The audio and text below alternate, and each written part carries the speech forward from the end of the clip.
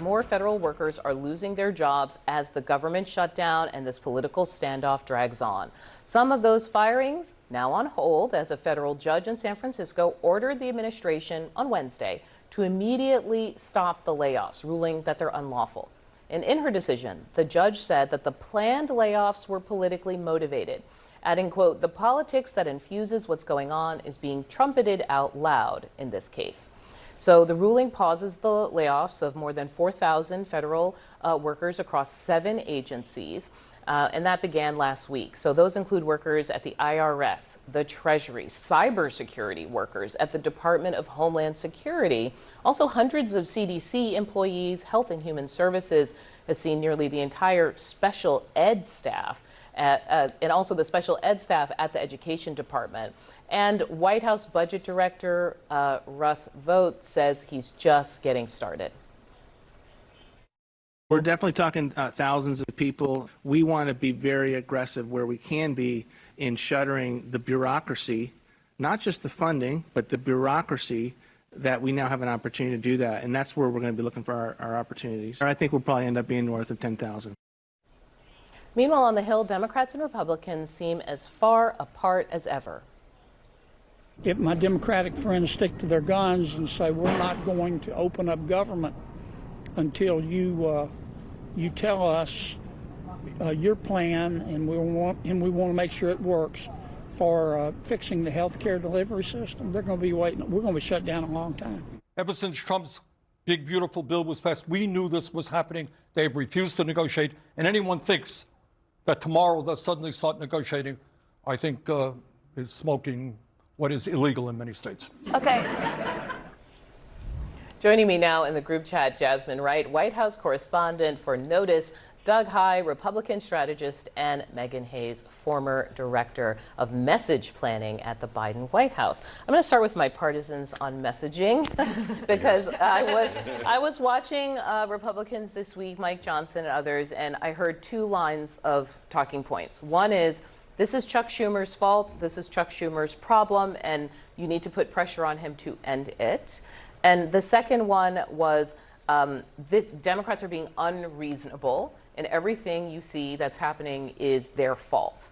Do you think the voters are actually seeing it that way? I think it depends on who we define as the voters. Both parties are talking to their bases. Independents. That's who I'm always talking about, right? Well, because it's not like Schumer's the most beloved Democrat ever. So I don't think there's a bunch of Democrats that are like, oh yeah, we should, fight for him. I don't think it's clear at this point. And part of it is they're not necessarily paying attention to all the machinations in Washington. And there are so many machinations in Washington constantly, especially. But you don't think it's left Washington, like with the airports and like if you go to a national park right now, like the doors are. But that's about it. And that was true in the 2013 shutdown. Okay. When I worked in the House of Representatives, Obama's administration blocked off the World War II memorial, for instance, and we saw national parks being closed. That happens in every shutdown. The reality is we always have a situation in these where one party or the other says, look, we've done our job. We passed a clean CR. Yeah. Now it's up to you to do your job. You're not going to hold us hostage. This time, the difference is it's Republicans who are making that argument. It's usually the Democrats. Although, gentle plea from me to all messaging, please stop saying hostage. Like, what are we doing? Post October 7th, stop. Jasmine Wright, I want to go to you for a second because Russell Vought is like, yes, excited. This is my time. Is this an extension of the Doge project? Meaning a window of opportunity to hack away at what he calls the bureaucracy?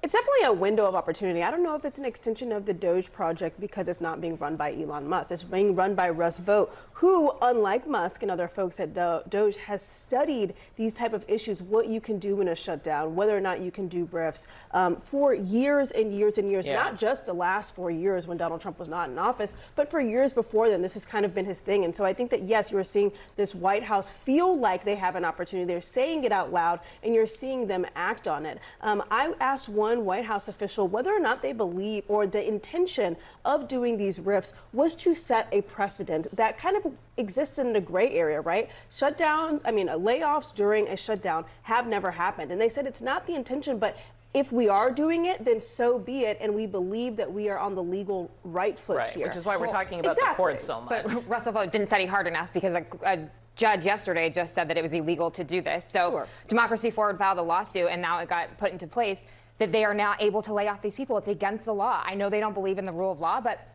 The American people still do. And this is just goes to show you that the court system is still the backstop for what this administration is But doing. in the It's meantime, unlawful. to your Until I point, guess it do gets to the think people appeals are court. feeling it. I want to play an example for you. In the CNN town hall last night, Senator Bernie Sanders took a question from an audience member. Here that is. We're going to do everything that we can to bring an end to this terrible shutdown, which is hurting you and which is hurting 1 million federal employees and millions of people who use federal services. But also, we have got to be cognizant that if Trump wins this fight, our healthcare system could well collapse and tens of thousands of people could die every single year. I don't want to look at it like a political fight. We're going to win it because the American people are on our side.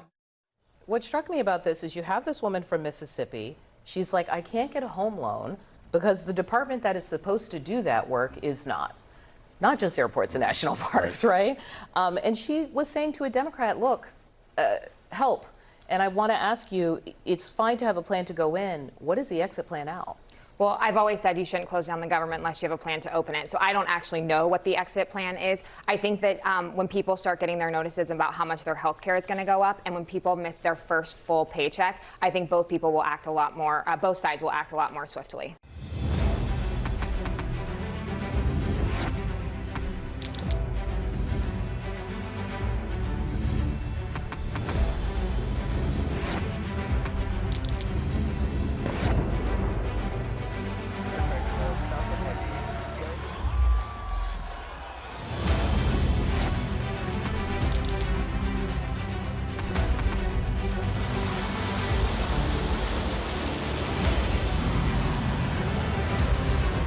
Been fighting so long and so hard that they don't know what the they're doing.